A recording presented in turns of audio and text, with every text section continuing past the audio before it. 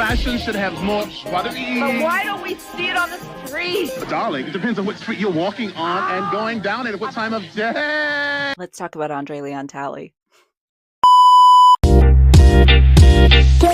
Hello, I'm Samantha, also known as Bobble Clubhouse. If this is your first time here, welcome. If this is not your first time here, welcome back. Some people are larger than life. Andre Leon Talley was one of those people. His presence wasn't just big, it was monumental. A towering figure in the world of fashion, both literally and figuratively. Andre didn't just wear clothes, he embodied them. He understood the power of fashion, of storytelling through style, and the significance of a well-tailored coat or a sweeping cape. In February 2023, I had the chance to witness that legacy up close at Christie's, New York, an auction that put his personal collection on display before it found new homes around the world. More recently, I went to the Iris Apfel auction at Christie's, and I have to say the Andre Leon Talley auction was about triple the size of that one.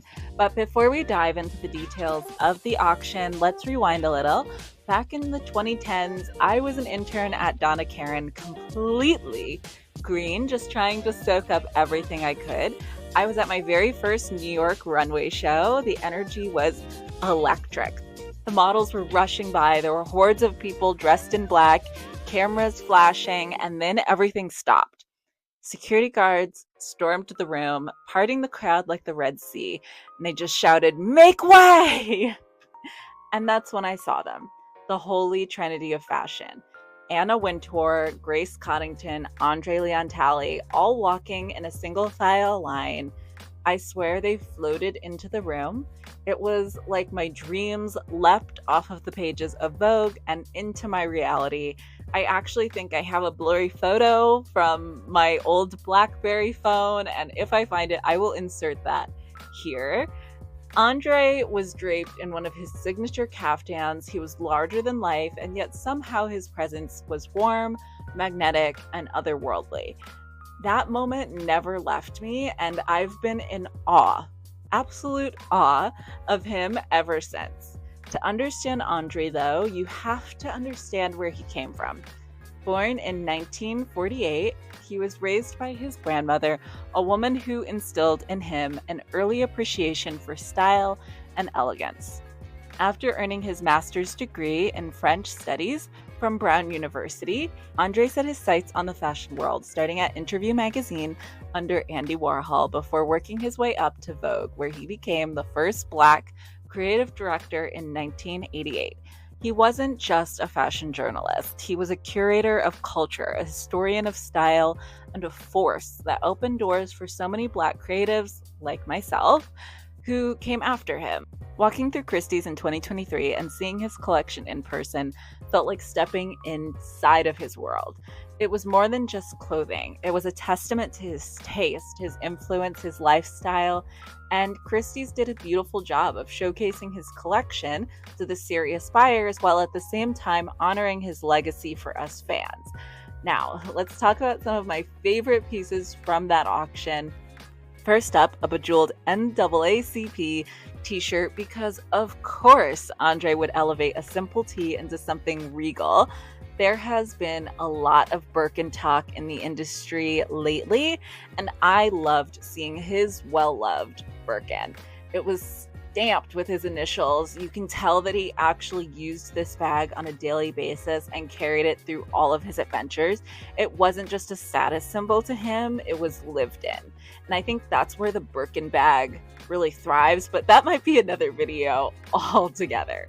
Then there was the Chanel hot water bottle and the Chanel chain water bottle holder, because why not make your everyday luxurious? A new life goal is to have a Chanel chain water bottle holder. Oh, and can we talk about the diamonds? I personally didn't dare walk into that section when I was at the auction, but let me tell you, those pieces were incredible. One detail I absolutely adored was that he had so many pieces he loved, so he would just buy them in multiple colors. He did this with jackets, with kaftans, with bags. I think it shows that his collection was intentional. He wasn't just buying something to buy it, he bought it because he loved it. And it's bittersweet that this year's Met Gala theme is the Black Dandy, a theme that celebrates the legacy of Black men redefining luxury, style, and tailoring. It's a long overdue theme, and if anyone embodied that spirit, it was Andre. I personally only wish that this theme had happened in his lifetime. I know that he would have had so much to say, so many stories to tell, and so much history to share with the rest of us.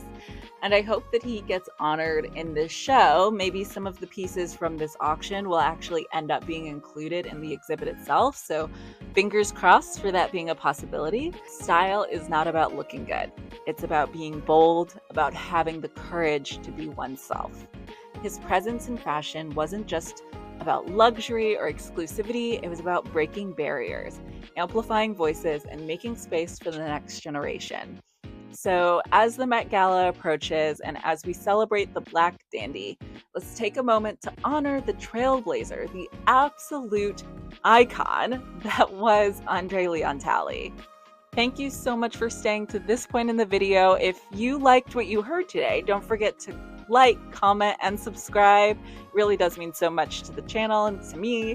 Let me know in the comments which item in your closet you wish you could have in every color so that I know that you made it to this point in the video. And as always, the pattern of the video is ding, ding, ding, ding, ding. You can find my knit and crochet patterns on Ravelry and on Etsy. Thank you so much for watching, and I will see you all in the next video. Bye-bye! Bye!